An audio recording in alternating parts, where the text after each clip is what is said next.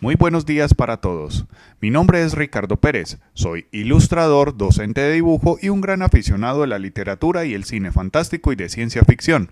He creado este curso para guiarlos en el camino de la ilustración digital para medios del entretenimiento. El curso está particularmente dirigido a mis estudiantes de Fundamentos de Arte 2D de la Universidad Pontificia Bolivariana. Espero que los disfruten y les sea de provecho. La dinámica de la clase es simple. Deben ver este y los demás videos que les asigne para el día de hoy y deben imitar con mucho rigor cada uno de los pasos que se expongan en el video. Luego, deben publicar los resultados en la plataforma, en formato PSD. Cada archivo debe ser nombrado con su nombre propio y su ID. Hoy iniciamos un tema muy importante dentro del curso, la representación de la luz y el volumen. Como la mayoría de los temas del curso, este tema ya había tenido una revisión inicial en el curso de dibujo creativo, pero desde luego el nivel de profundización de este curso es muy superior y además está ligado al conveniente uso de las capas en Photoshop, que modifica completamente el método en el que se van a hacer las cosas. El volumen hace parte fundamental de la ilustración. Es esa parte que crea una ilusión de la realidad tridimensional en un simple plano. Y en ese sentido, también está fuertemente ligado a otras áreas de la representación como la perspectiva y la valoración de planos. Muy bien, comencemos. Empecemos por dar una breve definición de volumen. El volumen es la representación de cómo percibimos la interacción entre la luz y la materia. No podemos ver materia a menos de que esté siendo afectada por luz y no podemos ver los haces de luz a menos de que estén rebotando en materia. Según la trayectoria o la dirección de la luz, esta va a afectar con mayor o menor intensidad diferentes partes de los objetos. La luz y la sombra, producto de esta interacción, es lo que le permite al cerebro interpretar la forma tridimensional de los objetos. Con base en esto vamos a estudiar ciertas variables que nos van a permitir entender para poder interpretar mejor esta representación de volumen. Revisaremos variables como la dispersión de la luz, la forma de los objetos y el tipo de superficie de estos. Bueno, para trabajar lo primero que debemos hacer es crear un nuevo documento. La clase pasada les había explicado cómo guardar diferentes formatos dentro de Photoshop. Vamos a crear un documento con base en el formato que habíamos construido la clase pasada, que sería un formato de color RGB con una resolución de 1920 por 1080 píxeles y fondo gris neutro. Un formato pensado para trabajos ilustrativos con visualización en pantallas. Antes de iniciar con la primera parte del tema de la clase, que serían las partes de la representación del volumen, les voy a hablar sobre el uso de las capas. Esta es la ventana para capas. De acá se crean las capas. Este es pues uno de los caminos, es a través de este icono. Si creo las capas por este icono, simplemente se crean con un número. Y la otra forma es crearlos a partir de este otro icono que me abre un menú y puedo crearla por acá. Si la creo por acá, me pide que le dé un nombre. Respecto a esto, es muy importante tener las capas muy bien nombradas, ya que cuando vamos a trabajar en este programa, dentro de una ilustración convencional fácilmente podemos llegar a tener unas 50, 90, 150 capas, y si no están adecuadamente nombradas va a ser muy difícil navegar a través de ellas. Entonces, nombrarlas es fundamental. Sin embargo, a veces es difícil saber de antemano cuál va a ser el contenido de la capa. Entonces, crearlas por este método puede resultar un poco arbitrario. Lo que yo normalmente hago es primero construyo el contenido, voy revisando qué capas voy necesitando, luego cuando termino una determinada etapa del trabajo, nombro todas las capas y además puedo crear una carpeta, también darle un nombre a esa carpeta y meter las capas de esa parte del trabajo en esa carpeta, y de esa manera voy teniendo jerarquías y voy teniendo todo mi material de una manera ordenada y puedo navegar a través del material que estoy creando.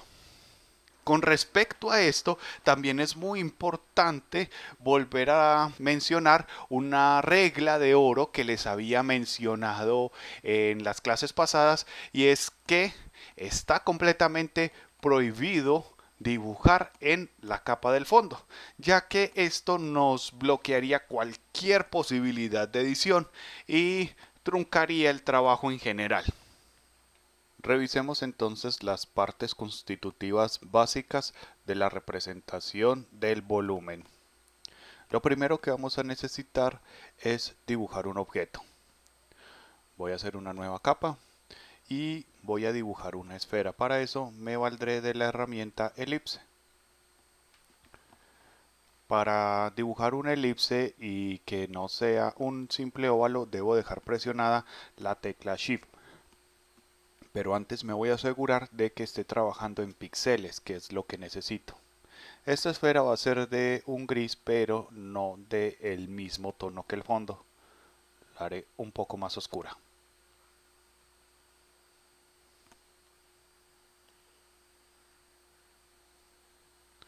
Este será el objeto protagónico de mi estudio de volumen básico, y en él voy a revisar cómo la luz interactúa con esta forma en particular de objeto.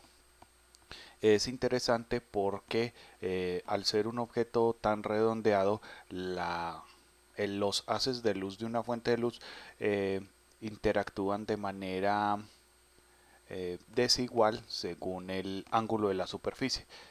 Va a haber una zona que va a estar plenamente afectada por la luz, pero también van a haber unas zonas que van a tener una interacción cada vez menor de una manera gradual, y eso va a permitir tener un tipo de representación interesante. Esta capa la debo asegurar para que cuando haga la representación de las sombras y de las luces dentro de la esfera no se vaya a desbordar de lo que ya hay dibujado, que es simple y sencillamente un círculo por el momento. Este seguro es el que necesito para evitar ese problema. Además de el objeto, voy a necesitar ilustrar también una superficie. Esta superficie debe estar en una capa por debajo de la capa del objeto. La superficie la voy a dibujar de color verde y utilizaré la herramienta de rectángulo.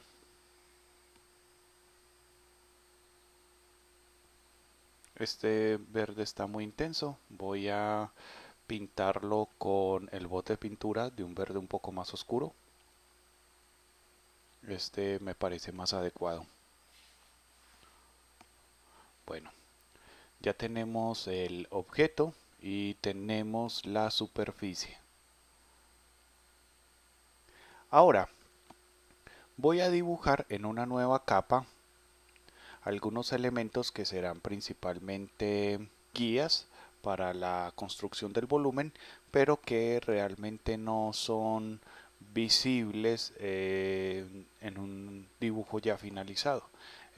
Voy a dibujar la dirección en la que la luz incide y dibujaré los haces de luz que además me servirán como guías para la construcción de las sombras y la ubicación de las áreas iluminadas y oscuras dentro del objeto. Bueno, entonces vamos nombrando algunos de esos elementos en esta nueva capa. Esta capa también me va a servir para nombrar los objetos con los que estoy trabajando. Entonces tenemos que esta sería la superficie.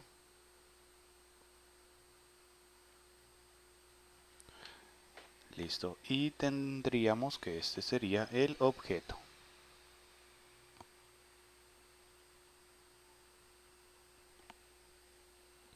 Ok.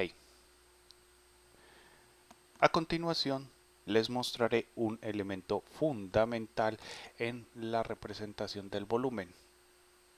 Este se llamaría el key. El key es esencialmente una flecha tridimensional que me brinda una información sobre la dirección en la que se proyectan los haces de luz.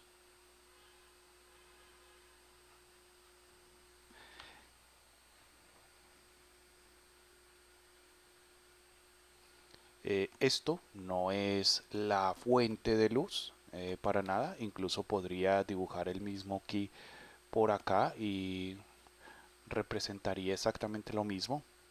El key representa, como ya les dije, solamente la dirección en la que se proyectan todos los haces de luz, y todos los haces de luz que voy a utilizar en esta representación van a tener exactamente la misma dirección. Todos y cada uno van a ser haces de luz paralelos. Entonces tendrían esta dirección. Irían de izquierda a derecha, de arriba a abajo y de adelante hacia atrás.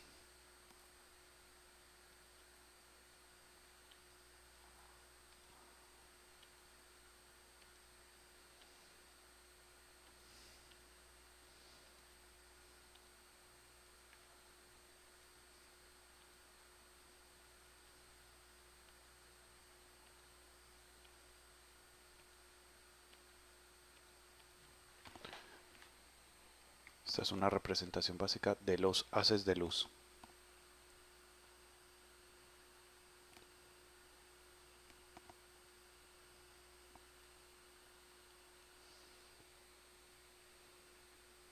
Ok. Existen dos tipos diferentes de fuente de luz que más adelante les explicaré cómo se diferencian en la representación. Esos dos tipos de fuentes de luz son la luz natural, que es la del sol, y las luces artificiales.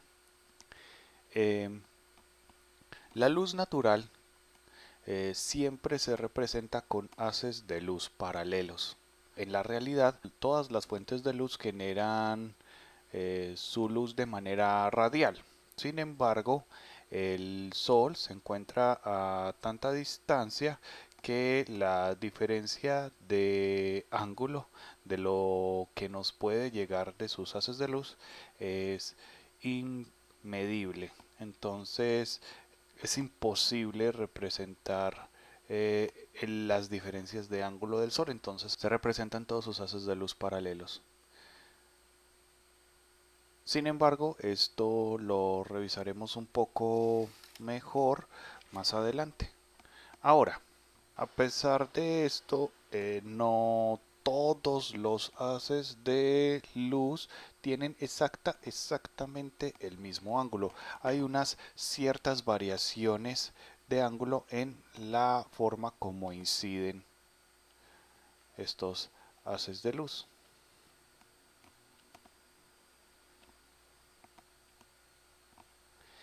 Estas variaciones en el ángulo de incidencia son lo que permite que hayan transiciones entre el área iluminada de los objetos y el área en sombra, y también son precisamente estas variaciones lo que permite que la sombra proyectada de los objetos también tenga un cierto grado de difusión en el borde.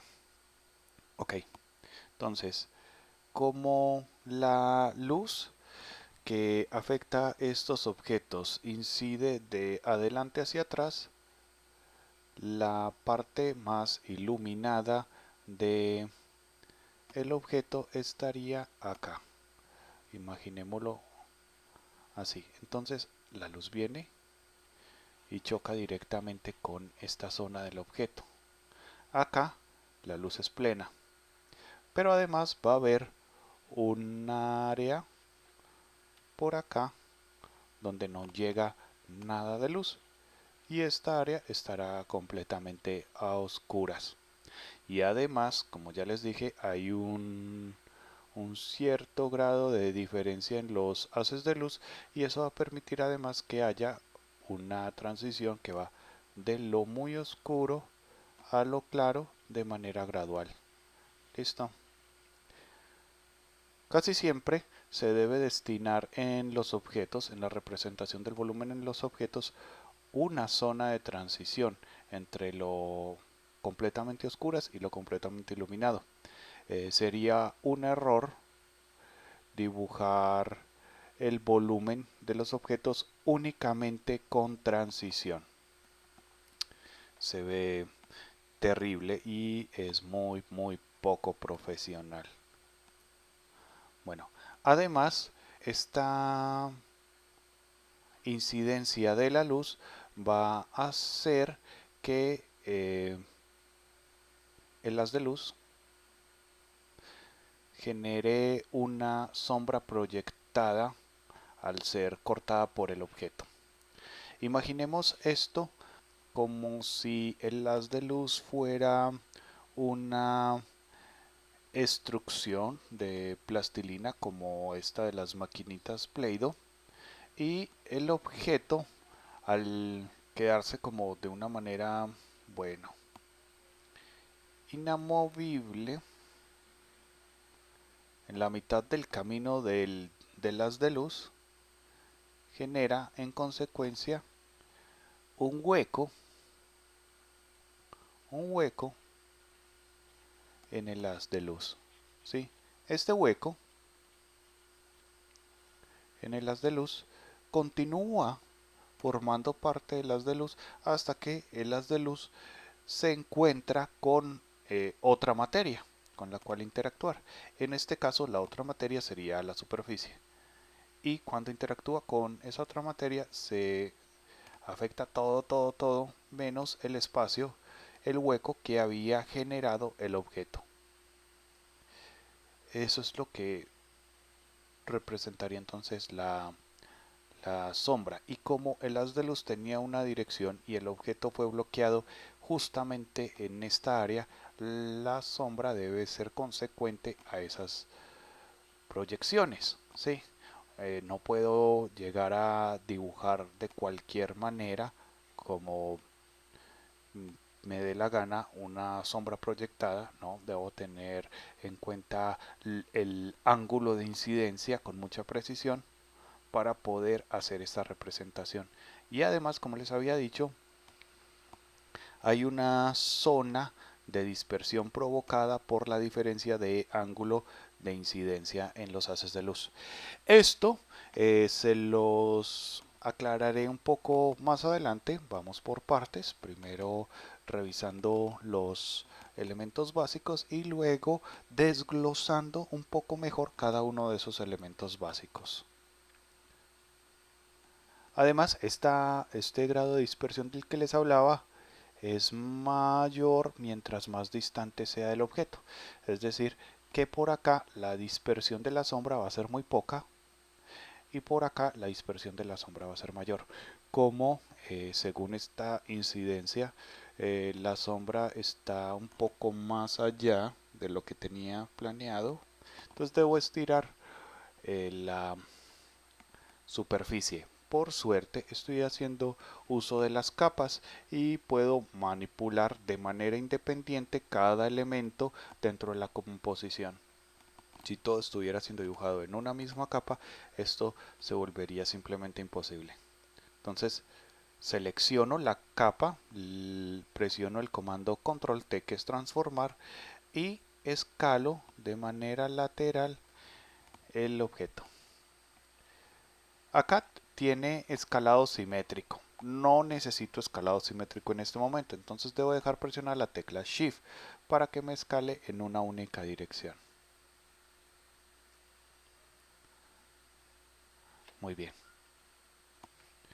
Ya con esta guía puedo empezar a crear la representación de volumen para este primer objeto. Bueno, antes de eso, revisemos los nombres de estas partes. Se trabajan principalmente en inglés porque así aparecen la mayoría de los textos de ilustración. Entonces, el área iluminada, pues obviamente se va a llamar área iluminada.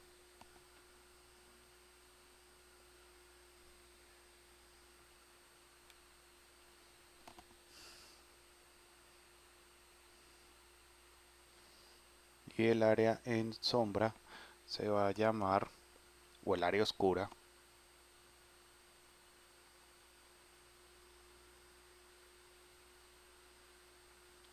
se va a llamar área oscura. Y esta es la zona media. La sombra proyectada se llama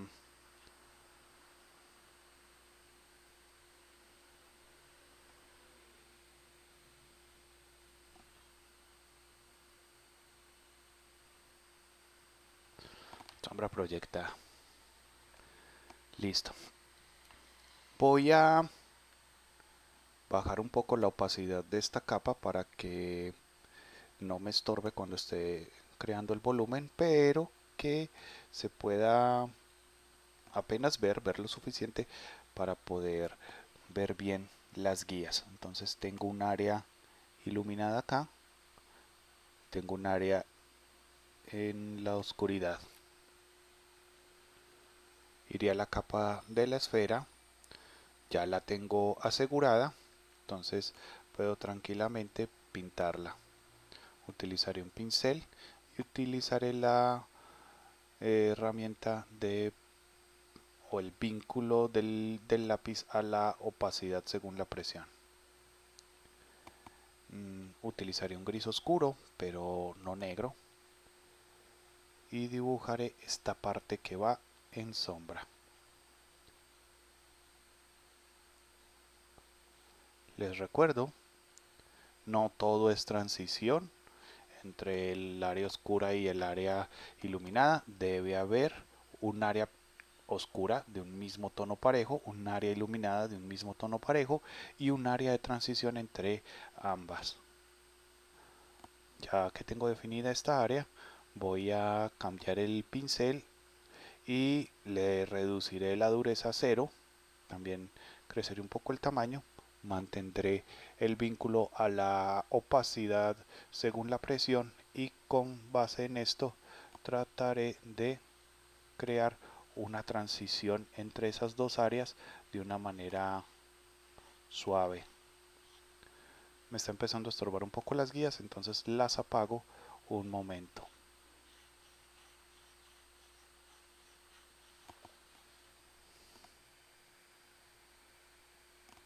Con el Alt puedo activar el gotero y recuperar algún color de lo que ya esté pintado para facilitarme el proceso de transición.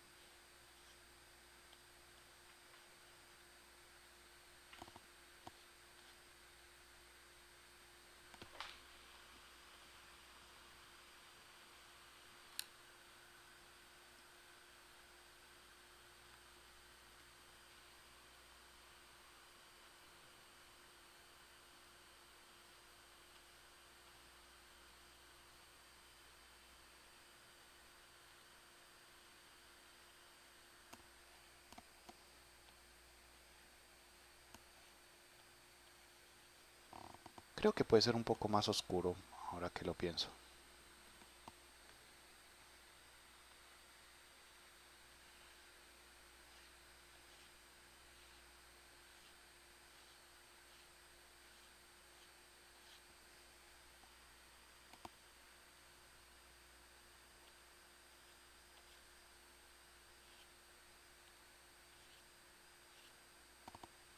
Listo.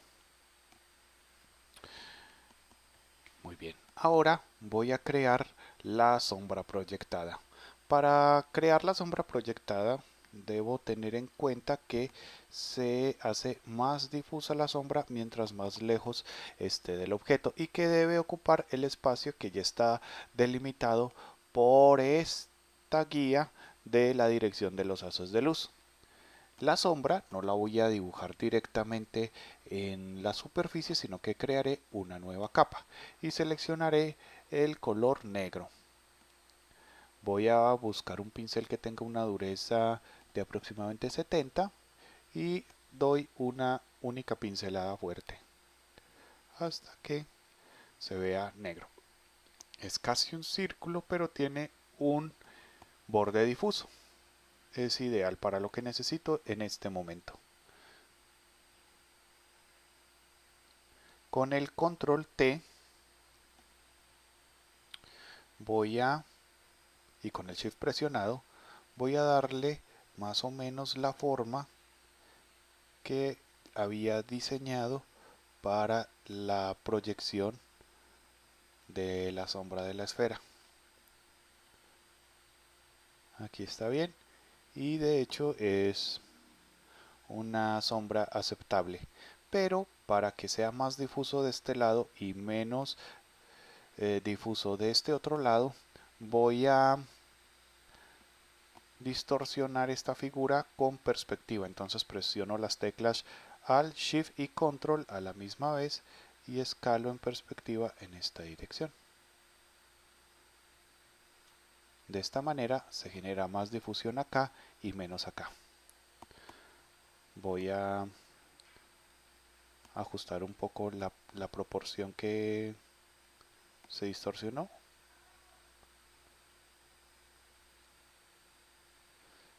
Y listo. Acá ya está mucho mejor.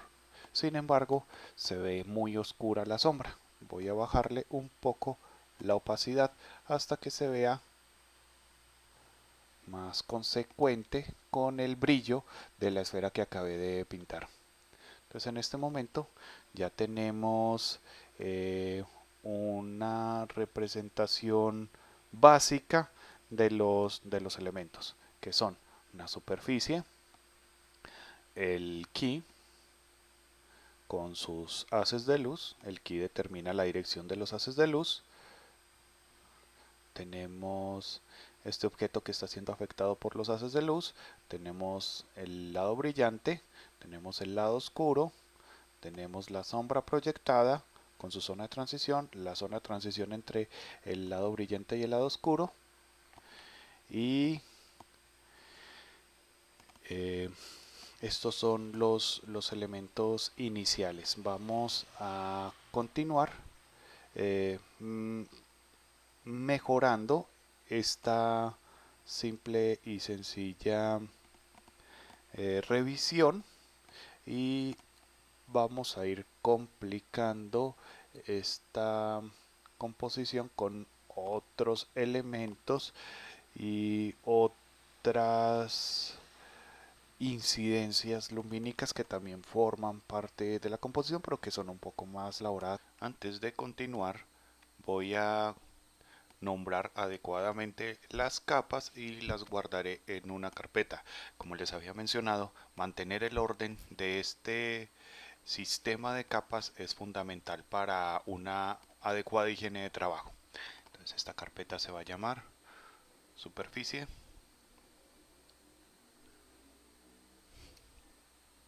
Esta capa se va a llamar superficie. Esta capa se va a llamar sombra.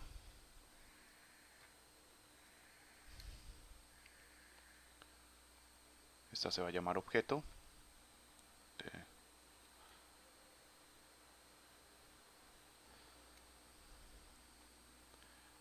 y esta será la del key. Todas estas capas las voy a seleccionar y las voy a unir en una carpeta. Ahora están contenidas dentro de esta carpeta y yo puedo apagar o encender esta carpeta dependiendo de las necesidades de trabajo que tenga en mi proceso. Esta carpeta también la puedo nombrar.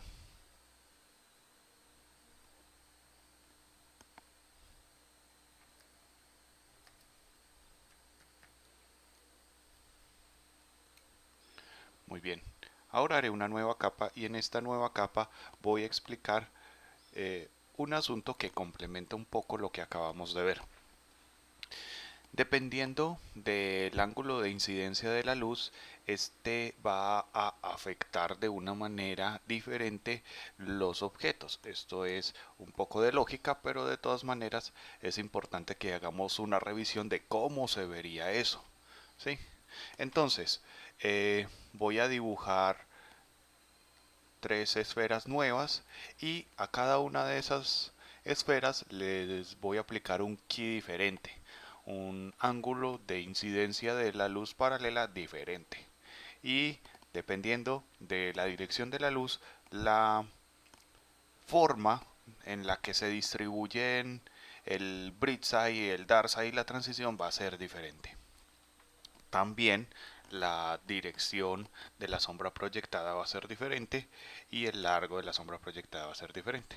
Todo es relativamente lógico, pero es importante que lo revisemos para evitar confusiones. Bueno, en este ejemplo creo que no va a hacer falta que le haga una superficie verde. Dejaré el fondo del trabajo como si fuera la superficie en la que van a estar los objetos, una especie de superficie infinita, y me concentraré en las esferas, la interacción de la luz con esas esferas y las sombras proyectadas, que es parte de esa interacción. Primero voy a hacer una nueva esfera de color gris. La voy a hacer con la herramienta de elipse, siempre asegurándome de que esté en píxeles. Como voy a hacer tres esferas, sería un poco engorroso tratar de hacer que quedaran del mismo tamaño las tres, entonces simplemente me duplico esta. Clic derecho, duplicar capa. Le puedo dar un nuevo nombre o se los cambio más tarde, que es la metodología que a mí más me gusta. Primero hacer el trabajo, luego nombrarlo. Cada quien puede optar por una alternativa. Ahora voy a seleccionar las tres esferas. No estoy seguro si están bien alineadas o bien separadas. Si de pronto tuvieran alguna diferencia de posición, podría ser un poco problemático, pero les recuerdo que el Photoshop puede, a través de la herramienta mover, me puede ajustar la distancia y la disposición de los elementos de las diferentes capas. Entonces, cada una de estas bolas está en una capa diferente. Con la herramienta mover puedo eh, tener acceso a estas herramientas que me permiten centrar o distribuir la distancia entre los objetos. Me quedaron muy pegados, voy a separar un poco este, vuelvo a seleccionar y vuelvo a distribuir. Ahí están muy bien.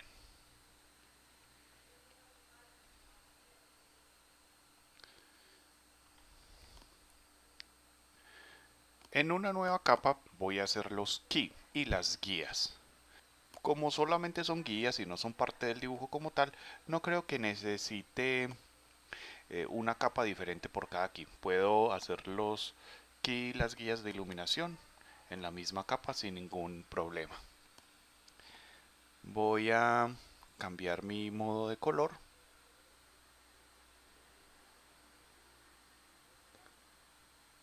Este me sienta un poco mejor.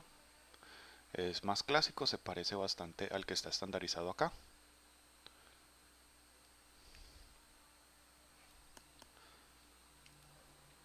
Listo, el primer key va a ser el mismo que ya hemos hecho, que sería un key de arriba hacia abajo, de izquierda a derecha, de adelante hacia atrás.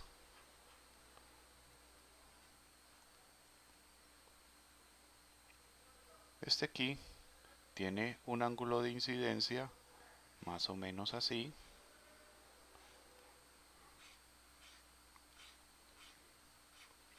Me va a generar un área iluminada acá en la esfera. Esta va a ser el área iluminada, el bright side, y este cachito de acá será el dark side, y esta será la zona de transición. Este tipo de figura hace que la luz se distribuya en un degradado radial que tiene como una especie de etapas de tono en forma de anillos, yendo en esta dirección, teniendo como punto de partida un golpe de luz en esta parte de la esfera.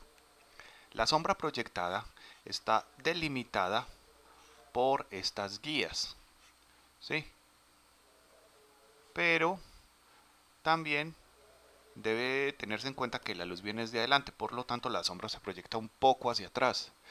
Entonces no voy a hacer que el óvalo que representa la sombra esté como bien centrada con la base de la esfera, sino que esté un poquito más eh, hacia arriba, que el hacia arriba representaría un poquito más hacia atrás en este sentido. Como la luz viene de adelante hacia atrás, la forma de la sombra no queda centrada al punto de contacto, sino que está un poquito más hacia atrás o hacia arriba. En la representación se insinúa en la perspectiva dibujando lo que está más distante un poquito más hacia arriba y lo que está un poquito más cercano un poquito más hacia abajo del plano. ¿Sí?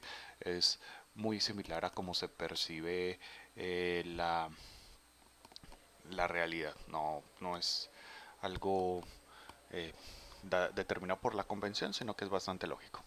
Ahora, la segunda esfera la voy a iluminar con un key parecido, pero a la misma vez un poco diferente. También va a venir de arriba hacia abajo y de izquierda a derecha, pero este va a venir además de atrás hacia adelante. Una flecha tridimensional que tenga una forma que me insinúe que la luz viene de atrás hacia adelante. También tendría este ángulo de incidencia, pero con dos diferencias muy grandes. Y es que como la luz viene desde atrás, no habría un golpe de luz en esta cara, sino que por el contrario habría un golpe de sombra.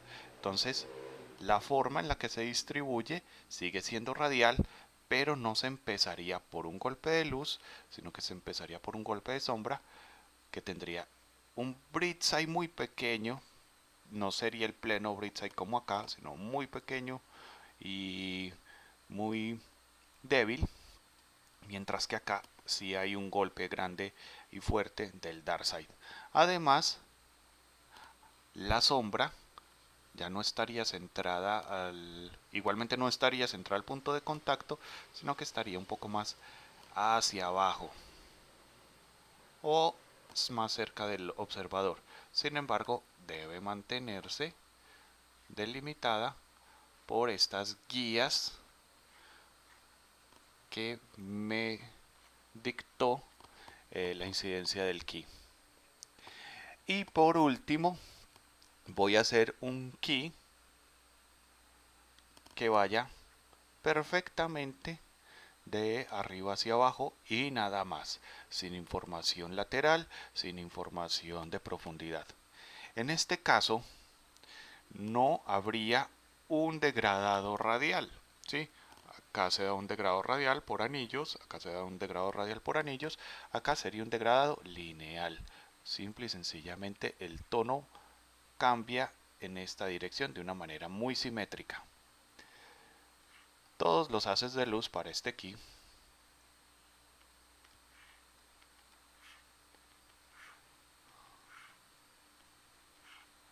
son así.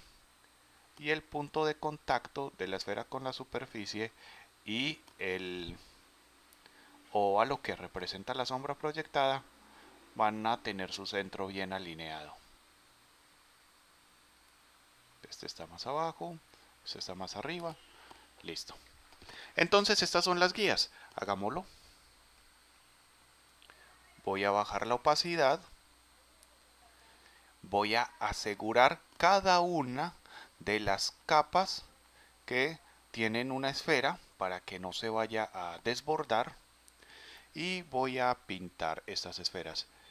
En el ejercicio anterior había utilizado un pincel pequeño y el modo de opacidad para, por medio de trazos y eh, observación, trabajo, tratar de hacer el degradado manual, pero trataré de hacerlo un poco más ágil esta vez, aprovechando las ventajas que me ofrece la dureza del pincel, el tamaño del pincel, la distorsión de la forma y ángulo de la brocha.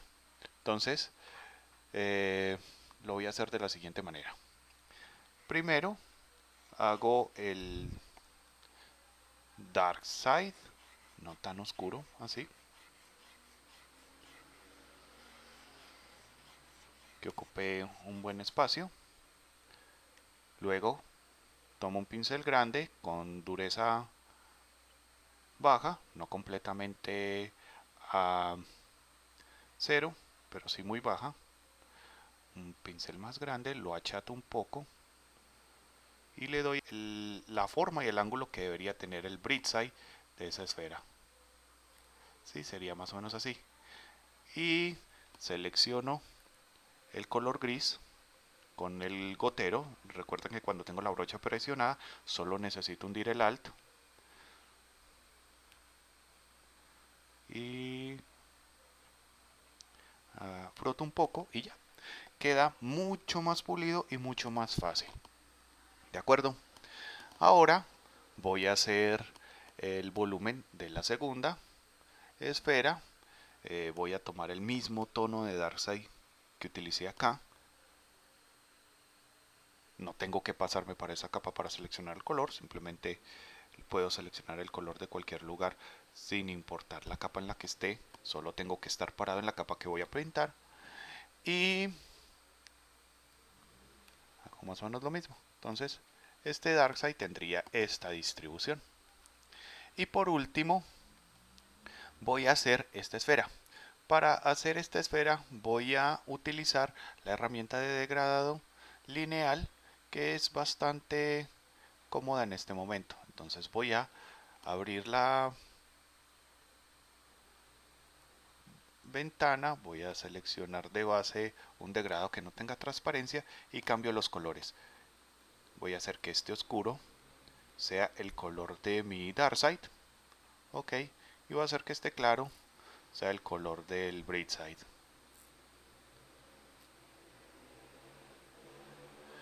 Y en esta esfera hago este degradado. Como la herramienta está configurada en este momento para degradado lineal, el degradado es perfecto en este caso. Ahora voy a crear unas nuevas capas para las sombras proyectadas. Estas capas las crearé por debajo de las sombras, por debajo de las capas de las esferas. Listo. Serán individuales. Las crearé de la siguiente manera. Voy a elegir una herramienta que esté circular. Voy a elegir una dureza media, cercana al 50%, no tiene que ser el 50% exacto. Y voy a elegir un color negro. Voy a dar un par de brochazos hasta que quede sólida la sombra. Voy a deformarla un poco. Empezaré por hacer la sombra proyectada para esta esfera de acá. Entonces la achato. Para poder achatarla debo presionar control T, que es transformar, y la voy a escalar. Si no presiono ninguna tecla, el escalado va a ser simétrico. Para poder hacer un escalado asimétrico debo dejar presionada la tecla Shift. Entonces dibujo la forma que debería tener esta sombra de acá, difusa y bien centrada. Listo. Ahora sí la duplico. Luego voy a hacer la de esta esfera, que va a ser parecida, pero como les había mencionado en, eh, en el paso anterior, esta dispersión del borde de la sombra debe ser mayor mientras más lejos esté la sombra del objeto y menor mientras más cerca esté el objeto. Entonces, esta sombra proyectada debe tener otras características. Para hacer eso también voy a transformarlo. Entonces presiono Control T, transformar, dejo presionadas las teclas Shift, Control y Alt a la misma vez para poder aplicar perspectiva. Aplico la perspectiva, la apruebo, también puedo utilizar el Enter. Y le vuelvo a decir Control T para achatarla un poco más porque al aplicarle la perspectiva queda un poco rechoncha.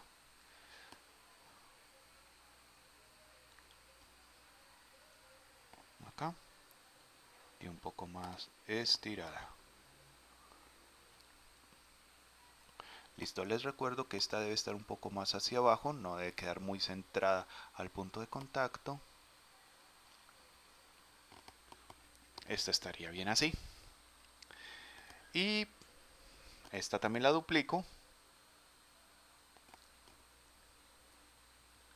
Y esta me va a servir para la de esta otra esfera, que a diferencia de esta está hacia atrás. Es decir, el punto de contacto de la esfera con la superficie está descentrado del de la sombra, quedando un poquito más abajo. Esta también va a verse una pizca más pequeña. Listo. Sin embargo, estas sombras están muy densas. Voy a bajarles un poco la opacidad para que quede más natural.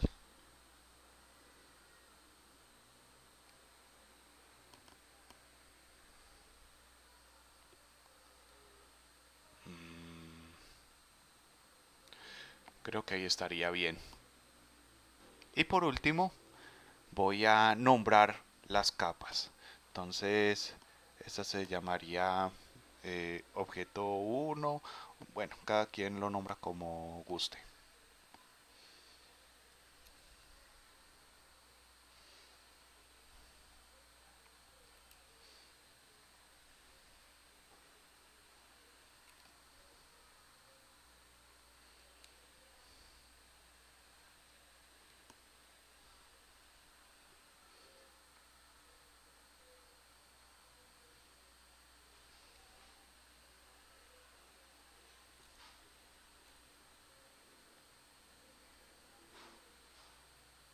Voy a cambiar el orden de las sombras para que se ajuste a el orden de los objetos.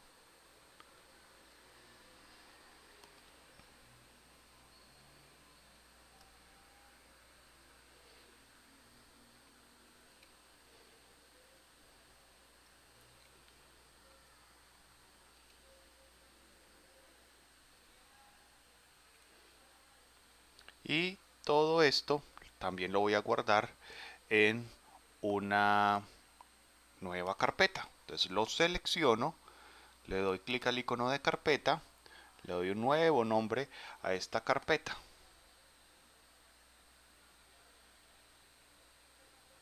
En este momento estoy inventando nombres, entonces ya dependerá del trabajo de cada uno. Lo importante es que estén nombrados para que ustedes puedan navegar a través del trabajo. ¿Sí? Esto tampoco lo van a revisar otras personas, pero por su propio bien, ustedes deben diseñar sus propios sistemas de ordenar las cosas.